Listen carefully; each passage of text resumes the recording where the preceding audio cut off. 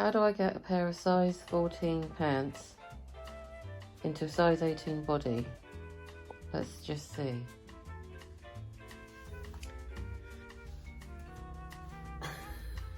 I managed to get a UK size 14 pair of pants into a size 18 body.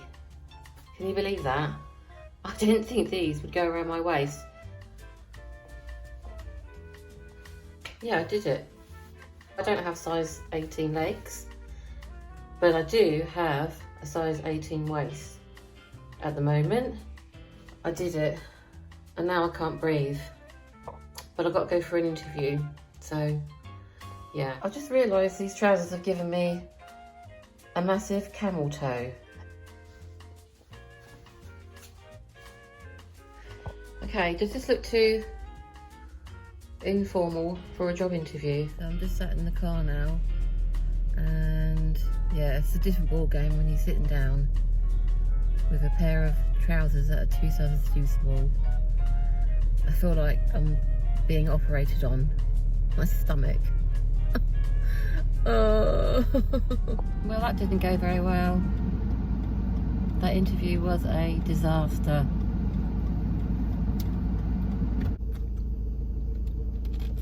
I just went for a job interview for a nanny position. Now, going for a nanny position or a childminding position, you don't need to be too formal with what you wear. You know, I wouldn't turn up wearing a corporate suit in somebody's home. So I thought, you know, it's all quite sunny out, quite warm. I'll wear something like a linen jacket with, you know, my magic pants. Here we go, I'm gonna make a right mess.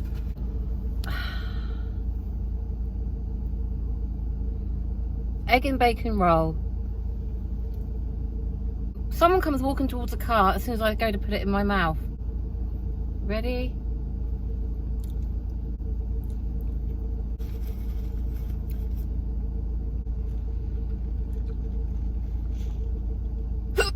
Oh, I swallowed that whole. Oh dear, it's stuck in my throat. Anyway, I spoke to a lady on the phone. It was the PA of the parents. It's really nice. You can't really see it where I'm a light. Foodie bite. Or booty bite. I don't know what she says.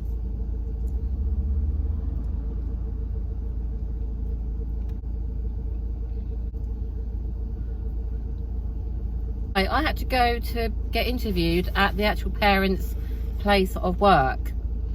I thought I was going to the home, so I wouldn't have turned up in a green linen jacket. She kept me waiting, by the way, for 20 minutes. I hate it when people make me wait without letting me know they're going to be late. I find that the height of rudeness, so that wasn't a very good sign. And there was no, sorry to have kept you waiting.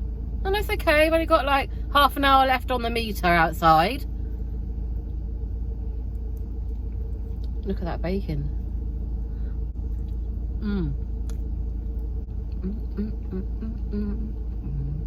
This woman has put me in a bad mood. What do I do when I'm in a bad mood? Go straight for the carbs. So anyway, she walks out and she goes, "Hi Maria." I thought, oh, she looks nice. And straight away it was, "So Maria, tell me about yourself." Oh my God, I can't actually pick this up. It's just falling apart. Now, my ex-hubby, he's worked in recruitment for the last 25 years. And he's always said to me, when they ask you that question, it's the most unprofessional question they can ask an interviewee. So he said to me, when they ask you that question, say to them, well, what would you like to know? It's such a wide open question. I've got lipstick all the way up my nose now. You don't know where to start. I mean, obviously you're not going to go into, you know, your marital breakup and the last disastrous relationship you had.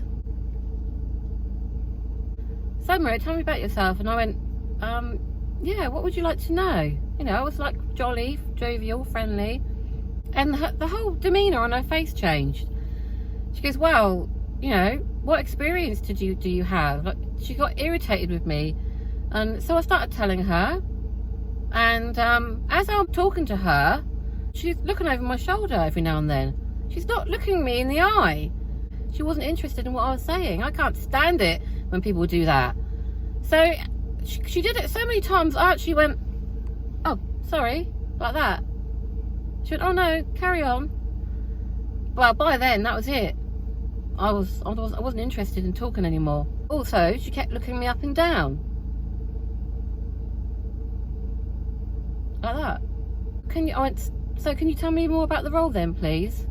When she said that, my youngest one just refuses to do his homework, and he refuses to listen. I felt like saying, see ya, I'm out of here, because I'm over looking after parents' kids because they don't know how to bloody bring them up or discipline them. I'm over it. You know what? Maybe it's because I'm premenopausal and my filter is starting to disappear. You know, I'm starting to let people know how they make me feel, and that's what I did. Then she suddenly went, she goes, so Marie, do you have any other questions? And I went, no, I don't have any questions. I said, I'm going to leave it now. I said, because you've made me feel extremely uncomfortable. And she goes, why? I said, I don't appreciate being looked up and down by you, and I don't appreciate you looking over my shoulder every 30 seconds while I'm talking to you. I said, it's extremely rude, so I'm going to go. And I got up and left. That's the shortest interview I've ever had in my life, and I've never walked out of a job interview. But I thought, no, this time I'm going to let her know how she's made me feel without being rude. It's really important for me to feel a good connection with the parents of the children that I look after, and I don't feel a good connection with you. All right? It's falling apart.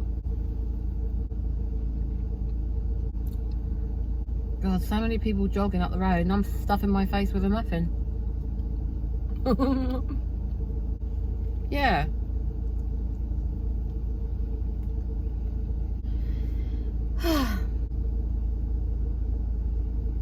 Anyway, I walked out of there, crossed the road, and I had a 30-second cry because she made me feel very inferior.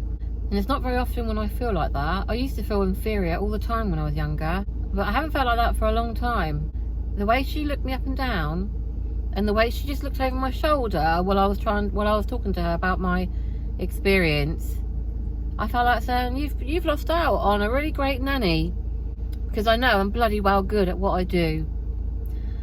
And I'm not going to let you make me feel insecure, especially when I've got my size 18 waist in a pair of size 14 trousers. No. So, yeah. I drove home with the music loud, singing to my heart's content. But then I come straight here to get a muffin. You know, these things are really sent to try us, these experiences. And funnily enough, I had a bad feeling. I just didn't have a good feeling about going to this interview. Even this woman, she just didn't like me, obviously. And that's okay. It's okay for people not to like me.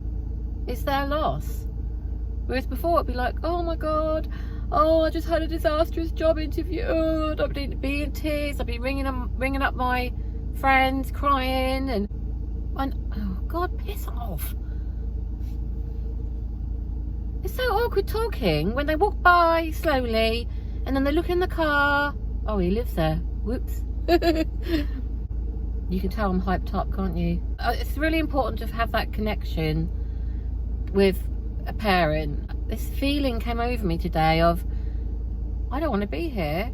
I'm going to stop this now and go. And I'm going to let her know how she's made me feel. And I did. And I didn't do it to make her feel uncomfortable. I did it to get validation for myself, and to say it's okay to tell people how you feel if they make you feel that way. It is okay. It's acceptable. But it's okay.